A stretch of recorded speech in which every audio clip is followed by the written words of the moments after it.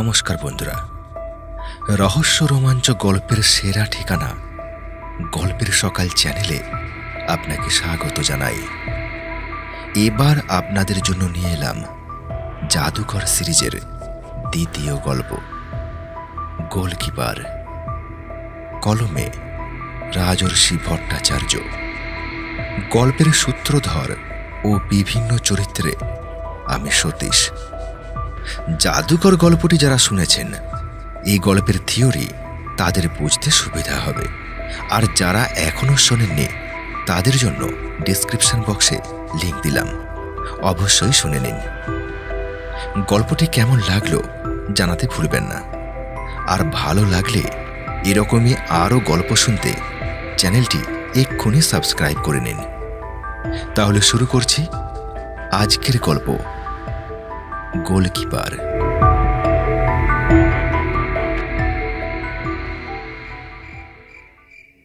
ঘড়িতে তখন সন্ধে 7টা বাজছে। শ্রাবণ মাসের বৃষ্টিমাখা একটা বিকেল শেষ হয়ে সবে অন্ধকার হবে হবে করছে। এক অজ মফস্বলের এবড়ো খেবড়ো ন্যাড়া কাদা মাঠ থেকে কয়েকটা ছেলে ফিরছে নিজেদের বাড়ির দিকে। খেলা সবে শেষ হয়েছে, কিন্তু সদরঘাটের টিমের সাথে 4-0 গোলে হারটা কারোরই হজম হচ্ছে না যেন। সকলের মুখে বেজার। বল্টু হাঁটছে সকলের পিছনে। সে আজকের ম্যাচে খেলেনি, অবশ্য কোনো বড় ম্যাচেই সে খেলে না। শুধু নিজেদের মধ্যে পার্টি করে প্র্যাকটিস হলে তবেই সে যেটুকু সুযোগ পায়। টিমের মেম্বারদের মধ্যে সে সর্বকনিষ্ঠ। চেহারাতে কোনো অসাধারণত্ব নেই, তেমন দৌড়তেও পারে না। স্কিল ডেভেলপও তথৈব চ। সুতরাং বাইরের টিমের সাথে ম্যাচগুলোতে রিজার্ভ বেঞ্চ গরম করা ছাড়া আর তেমন কিছু করার থাকে না তার। আজকের ম্যাচও যথারীতি বেঞ্চে বসেই কাটিয়েছে সে। দল হেরে যেতে যে খুব দুঃখ সে পেয়েছে এমন না, বরঞ্চ মনে মনে খুশিই হয়েছে। আমাকে বাদ দেওয়া, দেখ কেমন লাগে। এই ম্যাচে খেলতে না পারার আফসোস তার আরও বেশি, কারণ টিমের ক্যাপ্টেন অর্ণবদার ভাই অর্ক এই ম্যাচে খেলেছে। দুজনের পারফরমেন্স প্রায় এক। বল্টু বরঞ্চ অর্কর থেকে খানিক ভালোই খেলে, অথচ ক্যাপ্টেনের ভাই হওয়ার সুবাদে অর্ক ম্যাচটা খেলল এবং যথারীতি ধ্যারালো। একসময় পাড়ায় বল্টুর নাম ডাকছিল ভালো গোলকিপার হিসেবে, কিন্তু বয়স বাড়ার সাথে সাথে কি জানে কোনো অজ্ঞাত কারণে রিফ্লেক্স কমেছে অভাবনীয়ভাবে। যদিও টিম রিজার্ভে তাকে তৃতীয় গোলকিপার হিসেবেই নেওয়া হয়, কিন্তু খেলার প্রয়োজন আজ অবধি পড়েনি। অথচ সবচেয়ে কম বয়সে পাড়ার বড়দের টিমে সিলেক্ট হয়েছিল সে। পুরনো কথা ভেবে বল্টুর মন খারাপ হয়ে যায়। গলার কাছে একটা দুঃখ দলা পাকিয়ে আসে। রাজুদা, টুটুনদা আজ খেলেনি, আরও অনেক ছেলেই আজ আসেনি। প্লেয়ারের এতই অভাব যে অর্ক অবধি খেলেছে, অথচ তাকে নামানো হয়নি। চোখ ফেটে জল বেরোতে চায় তার। যারা খেলা ভালোবাসে না বা খেলা নিয়ে মাথা ঘামায় না, তাদের মনে হতেই পারে যে এ কি ধরনের ছেলে মানুষই। কিন্তু স্পোর্টসম্যানদের দুঃখ চিরদিনই একই রকমের। সে অজ পাড়া গাঁয়ের কাদামাটির ফুটবল হোক, কিংবা বিশ্বকাপের ম্যাচ হোক, কিংবা অন্য কোনো খেলা। বল্টু খেলা পাগল। ক্রিকেট, ফুটবল, টেবিল টেনিস, দাবা সবেতেই তার উৎসাহ আছে। কোনোটাই যে তেমন ভালো খেলে তা না, তবে উৎসাহ আছে ১৬ আনা। পাড়ার পুজোয় খেলাধুলোর কুইজ হলে এখনো ফার্স্ট প্রাইজ বল্টুই পায়। স্কুলেও যে কোনো স্পোর্টস কুইজে তার ডাক পড়ে। এসব ভাবতে ভাবতেই বাড়ি পৌঁছে যায়। বাড়ি ফিরে মুখ গোঁজ করে বসে থাকে কিছুক্ষণ সে। পড়ার বই সামনে খোলা, অথচ ফুটবলের চিন্তাটা মাথা থেকে বেরোচ্ছে না। চোখ বন্ধ করলেই পাড়ার মাঠটা চোখের সামনে ভাসছে। বল্টু মাঠে থাকলে ২টো গোল নিশ্চয়ই বাঁচিয়ে দিতে পারত। পাপাই যেভাবে পায়ের ফাঁক দিয়ে গোল খেল, তা অমার্জনীয় অপরাধ। বল্টু এটা করলে এতক্ষণে বাকিদের টিটকিরিতে কান পাতা দায় হতো। পাপাই তার থেকে বছর ২-১ বড়। অর্ণব তার খাস দোস্ত বটে।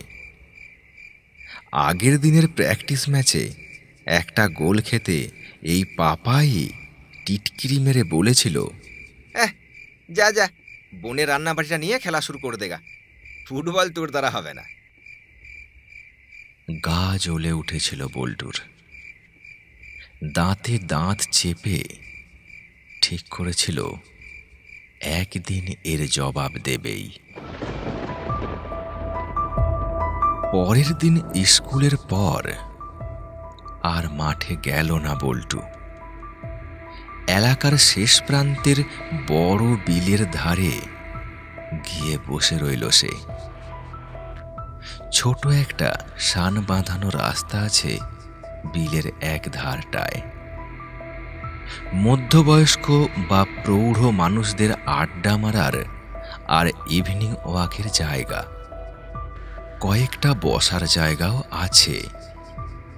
তবে আজ জায়গাটা বেশ খালি। আকাশটাও এসেছে মেঘলা করে। গুমট পরিবেশ। বিলের ওপাশের মাঠটা থেকে ছেলেপুলেদের হইহল্লার আওয়াজ ভেসে আসছে। দূরে ২টো বক উড়ছে। আকাশে মাঝে মাঝে বিদ্যুতের ঝলকানি দেখা যাচ্ছে। মেঘলা থাকার সুবাদেই ঝুপ করে সন্ধে নেমে গেল যেন।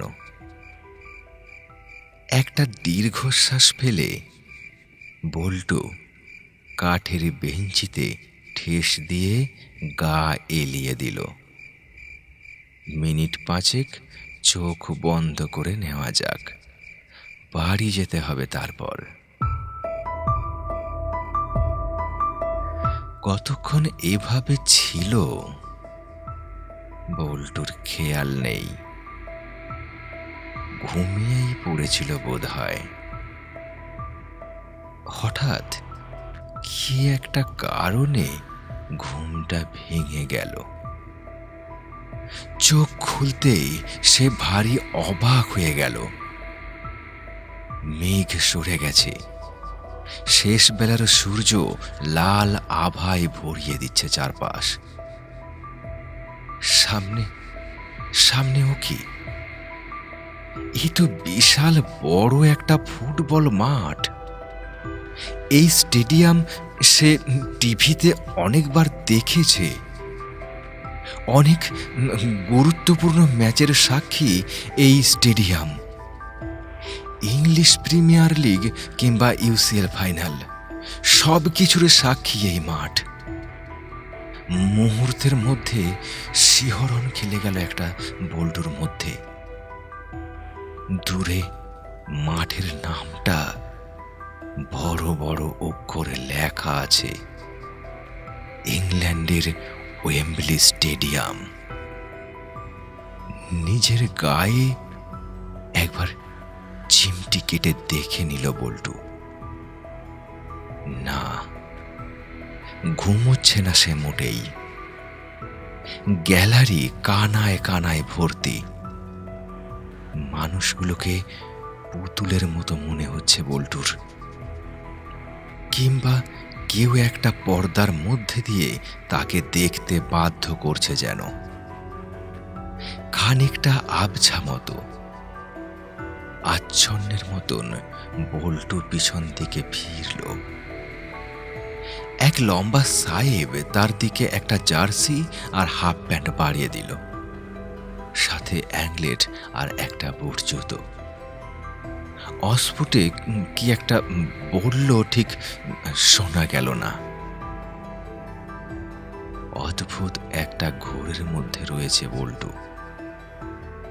নিজের মনে সে ভাবল, এটা স্বপ্নই,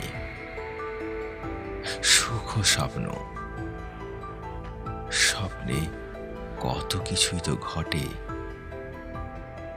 জার্সিটা হাতে নিয়ে তাজ্জব হয়ে গেল বল্টু।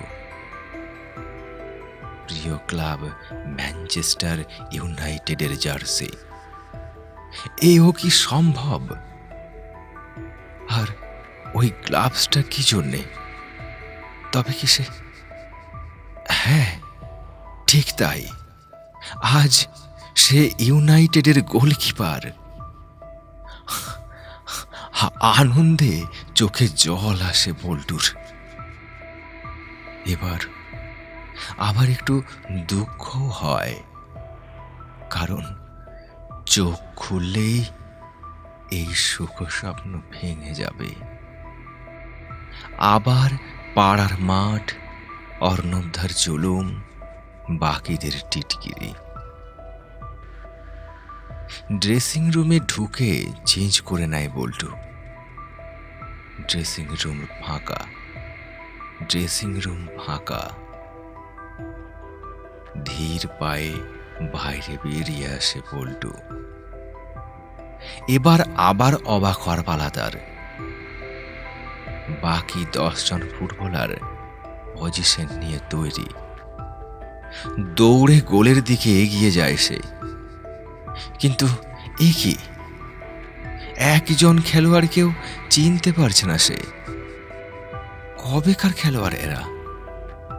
অন্য হাফের টিমের জার্সি দেখে বল্টু বুঝল খেলাটা লিভারপুলের সাথে হচ্ছে। ইংলিশ প্রিমিয়ার লিগের ম্যাচ। মাঠে ঘোষণা করা হচ্ছে, জিতলেই ম্যান ইউ চ্যাম্পিয়ন অব। শিহরণ খেলে যায় বল্টুর শরীরে। টান টান উত্তেজনা। সে পারবে তো? পাড়ার মাঠের কিপিং করতে না পারা বছর 12 দুর্বল খর্বকাই ছেলে একটা গোলও বাঁচাতে পারবে তো আদৌ? তবে আজ সে খেলবে, আজ তাকে খেলতেই হবে। চোয়ালটা শক্ত হয়ে আসে তার।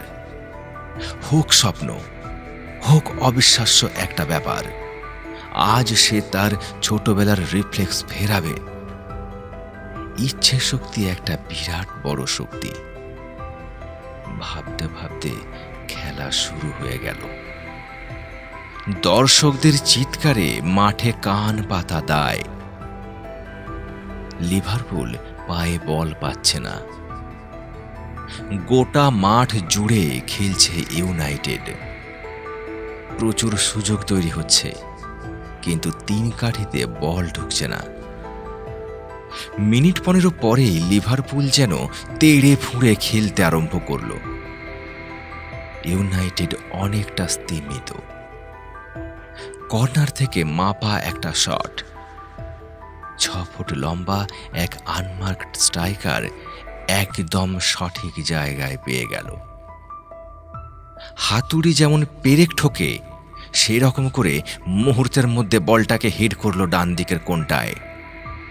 বল্টুও যেন তৈরি ছিল। এক লহমায় ডান দিকে লাফিয়ে ফিস্ট করে বলটাকে গোলের ওপর দিয়ে বাইরে পাঠিয়ে দিল সে। নিজেই অবাক হয়ে গেল সে, এত বড় লাভ সে কিভাবে দিল, কোন জাদু বলে। ঠিক তখনই ঝাঁকড়া চুলের লেফট ব্যাক এসে তার পিঠ চাপড়ে দিল। Well done Matt. লোকটার মুখটা চেনা চেনা ঠেকল তার, কোথায় যেন দেখেছে, কিছুতেই মনে করতে পারে না সে। খেলা গড়িয়ে চলল। হাফ টাইম অতিক্রান্ত। সেকেন্ড হাফেও তুল্যমূল্য লড়াই চলছে। 70 মিনিটের মাথায় ফ্রি কিক থেকে গোল করল ম্যানচেস্টার। স্কোর 1-0। এরপরই যেন খেলার ধরন বদলে গেল তাদের। অদ্ভুত ডিফেন্সিভ খোলসের মধ্যে ঢুকে গেল দলটা। সমুদ্রের ঢেউয়ের মতন লিভারপুলের স্ট্রাইকার আর মাঝ মাঠ একটার পর একটা অ্যাটাক তৈরি করছে, কিন্তু একটা দেয়ালের মতো সমস্ত আক্রমণ প্রতিহত করে চলেছে বল্টু। কিছুতেই আজ সে গোল খাবে না। আজ তার জীবনের সেরা খেলা খেলছে সে। পাড়ার টিমের ছেলেরা যদি এই খেলা একবার দেখত, নিজের মনেই হেসে ওঠে বল্টু। আর তখনই পেনাল্টি বক্সে বিশ্রী একটা ফাউল করে বসে দলের হাফব্যাক। সঙ্গে সঙ্গে রেফারির পাশে পেনাল্টি। গোটা মাঠ উত্তেজিত। ইউনাইটেডের 5 জন রেফারিকে ঘিরে ধরেছে। কথা কাটাকাটি চলছে। কিছুক্ষণ পর আবার সব শান্ত। গোটা মাঠ শান্ত।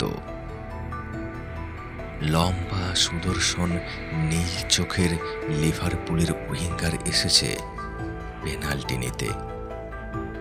ম্যাচ ড্র হলে লিভারপুল কাপ নেবে। আর মাত্র 5 মিনিট বাকি খেলার। বল্টুর একবার মনে হলো ঘুমটা ভেঙে যাক বরঞ্চ। এক মাঠ লোকের সামনে দাঁড়িয়ে দাঁড়িয়ে গোল খাবে, ইউনাইটেড কাপ পাবে না, এই জিনিস দেখার চেয়ে বাকি স্বপ্নটা না দেখাই ভালো। কে যেন পিছন থেকে ইংরেজিতে বলল, বিক্রম কি ভয় পেলে? বল্টুর ভালো নাম যে বিক্রম, সেটাও এরা জানে। আশ্চর্য তো। অবশ্য জার্সির পেছনে ওই নামই লেখা আছে বই কি। পিছন ফিরে একবার তাকায় সে। সব মুখগুলো যেন তার পাড়ার ছেলেগুলোর মতন। ওইদিকে অর্ণবদা, তার পাশে ওটা রাজু না? ওদিকে পাপাই। সবাই যেন হাসছে। সবাই অপেক্ষা করছে কখন সে গোল খাবে। ছোয়ালটা আবার শক্ত হয়ে আসে বল্টুর। দাঁতে দাঁত চেপে এক দৃষ্টে কিকটেকারের চোখের দিকে তাকায় সে। লোকটা গোলের ডান দিকে আর চোখে তাকাচ্ছে। রেফারি বাঁশি বাজালো। জোরালো ডান পায়ের একটা শট মাটি ঘেঁষে এগিয়ে এলো। বিল্টু চোখ বুজে ডান দিকে বিদ্যুৎ গতিতে একটা ডাইভ দিল। হাতের তালুর একটা ধাক্কায় বলটা থেমে গেল। লিভারপুলের খেলোয়াড়রা এগিয়ে এলো সঙ্গে সঙ্গে। রিটার্ন শটে গোলটা যদি দেওয়া যায়। হুমড়ি খেয়ে বলটাকে কুড়িয়ে নেয় বল্টু। স্ট্রাইকারের বুটের একটা কোণা এসে লাগে কপালের কোণটায়। যন্ত্রণায় ছটফট করে ওঠে সে। দৌড়ে আসে ফার্স্ট এড।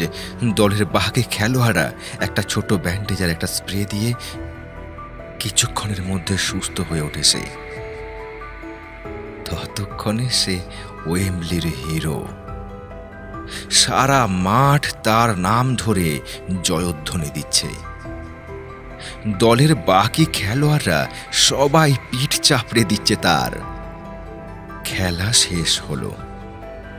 রিজার্ভ বেঞ্চ থেকে দুজন এসে তাকে কাঁধে তুলে নিল।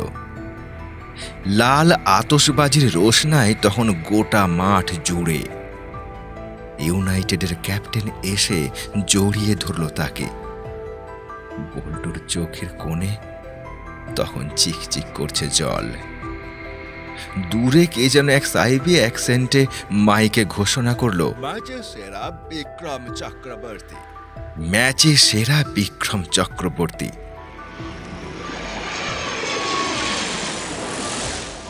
কান ফাটানো একটা আওয়াজ সঙ্গে সঙ্গে, এরোপ্লেন ল্যান্ডিং এর সময়ে যেরকম হয় আর কি। চোখের সামনে সব অন্ধকার হয়ে গেল যেন। একটা অতল গহ্বরে তলিয়ে যাচ্ছে সে। জ্ঞান হারিয়ে ফেলল কিসে তবে?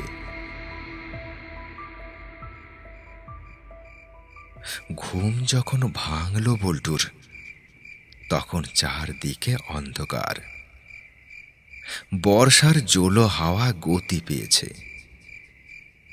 এই বিলের ধারে তার ক্ষমতা যেন আরো বেশি। গলা ব্যথা করছে বল্টুর, সর্দি লেগে গেছে এইটুকুতেই। পাক্কা 1 ঘন্টা ধরে সে ঘুমিয়েছে। সাইকেল নিয়ে বাড়ি যেতে যেতে অদ্ভুত স্বপ্নটা নিয়ে ভাবছিল সে। আজগুবি স্বপ্ন বটে, নিজের মনেই হেসে ওঠে বল্টু। মন খারাপ গায়েব হয়ে গিয়েছে তার। হোক স্বপ্ন, তবু তো ফুটবল, তবু তো পছন্দের দল। বাড়ি পৌঁছে স্নান করে কাপড় বদলে আয়নার সামনে চুল আঁচড়াতে দাঁড়িয়েই তাজ্জব হয়ে যায় বল্টু। একটা ঠান্ডা স্রোত তার শির দাঁড়াতে ধাক্কা দেয় যেন। কপালের ডান কোণে ওই কাটা দাগটা কোথা থেকে এলো? আগে তো ছিল না। এ তো সেই ম্যাচের। আর আর ভাবতে পারে না বল্টু, মাটিতেই বসে পড়ে। এও কি সম্ভব? দিন কয়েক পরের কথা। কিছুটা ধাতস্থ হয়েছে বল্টু এখন। কপালের দাগের হাজার একটা কারণ নিজের মনেই বানিয়ে ফেলেছে সে। আজ হঠাৎ করেই গোলাপবাগের সাথে ম্যাচে খেলার সুযোগ এসে গিয়েছে। অর্ণবদা খেলছে না, মামা বাড়ি গিয়েছে। একেবারেই আনকোড়া টিম, কিন্তু সবাইকে অবাক করে নতুন পল্লীর 3 ম্যাচটা জিতে যায়। টাই ব্রেকারে 2টো পেনাল্টি বাঁচিয়ে ম্যাচের সেরা হয় বল্টু।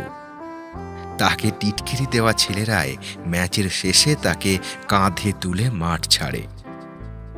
দলের সবচেয়ে পুরনো আর ভালো প্লেয়ার রবিদা এসে পিঠ চাপড়ে দেয় তার। এবার বোধহয় দলে সে নিয়মিত খেলতে পারবে। সবার শুধু এক কথা, কয়েকদিনের মধ্যে একটা ছেলের খেলা এত বদলে যায় কি করে? বল্টু জবাব দেয় না, মাথা নিচু করে হাসে শুধু। খেলে ফেরার পথে কি মনে হতে বিলের ধারটায় আবার যায় সে। সেই কাঠের বেঞ্চিতে একটা পলিথিনের প্যাকেট মোড়া কি একটা রাখা যেন। এদিক সেদিক তাকিয়ে প্যাকেটটা খুলে সে। একটা জার্সি। আবার একটা শিহরণ খেলে যায় বল্টুর শরীরে। জার্সির পিছনে লেখা বিক্রম, জার্সি নম্বর 5। জার্সিটা অপরিষ্কার, বোঝা যায় দিন কয়েক আগেই ব্যবহৃত হয়েছে। সাথে সাথে ওটা কি? একটা মেডেল আর একটা চিঠি। কাঁপা কাঁপা হাতে খামটা খুলে ফেলে বল্টু। তার সাথে, হ্যাঁ, অলৌকিক ঘটনা একটা ঘটেছে সে ব্যাপারে এখন নিশ্চিত হয়ে গেছে সে। চিঠিতে একটা ম্যাজিক শোয়ের কথা লেখা আছে। কোনো তারিখ সেখানে লেখা নেই। ম্যাজিক শোয়ের সেদিনের বিষয় ফুটবল। জাদুকর নাকি জাদুবিদ্যার মাধ্যমে সবাইকে নিজেদের পছন্দের দলের হয়ে একদিনের জন্য খেলার অনুভূতি বোঝাবেন। সঙ্গে থাকবে সেরা জাদু, সময়ের জাদু, মানে কি টাইম ট্রাভেল। অদ্ভুত চিঠিটা হাত থেকে পড়ে গেল বল্টুর। পড়ে যাওয়ার আগে জাদুকরের নামটা দেখতে পেল সে একবার, আন্দ্রে গুটের। মাথা ঘুরে পড়ে যাচ্ছিল বল্টু, অনেক কষ্টে সামলালো।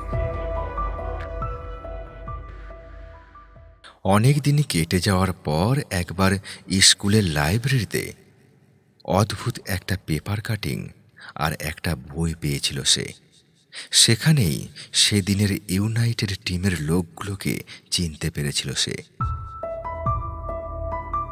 1958 ভয়াবহ বিমান দুর্ঘটনায় এই টিমের 8 জন সদস্য নিহত হয়। ইংল্যান্ডের কিছু সর্বশ্রেষ্ঠ খেলোয়াড় এই দলে ছিল। আর পেপার কাটিংটা আরো অদ্ভুত। কলকাতায় কয়েক বছর আগে একটা লোক নাকি পুলিশের কাছে দাবি করেছিল সে টাইম ট্রাভেল করেছে। কোনো এক জাদুকর আন্দ্রে গুটের নাকি এই জিনিস করে দেখিয়েছে। লাইব্রেরির বারান্দা দিয়ে বাইরের দিকে বল্টু তাকিয়ে থাকে অনেকক্ষণ। তারপর ব্যাগ গুছিয়ে বেরিয়ে পড়ে। আজ খেলা আছে। টিমের 1 নম্বর গোলকিপার সে এখন। লাইব্রেরির অন্ধকার কোনটা কেউ লক্ষ্য করে না। করলে দেখতে পেত জাদুবিদ্যার একটা বই রাখা আছে সেখানে।